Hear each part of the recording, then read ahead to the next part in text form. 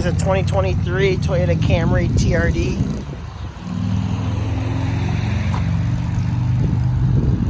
See the sticker. It's got the red seat belts, red brake calipers, the 19-inch TRD wheels. Similar wheels to the Nightshade, just these are black instead of bronze. You can see the accents of the paint. I'm not a fan of the paint, to be honest with you. Red stitching on the dash. So the model number on this is a 2549. You can see 301 horsepower, 267 pound-feet of torque at 4,700 RPM. Starting price at $33,485. Kind of a waste with the audio package at $1,600 pretty much.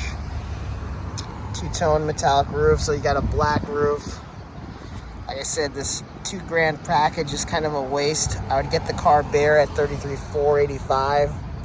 And after retail and delivery, processing, and handling fee, you're almost looking at $1,095. You're at $36,964, so $37,000 roughly. It's quite a difference. Fuel economy is not bad. 22 city, 31 highway, 25 for a V6.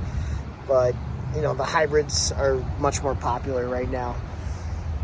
Not a bad looking vehicle. This also has the TRD exhaust.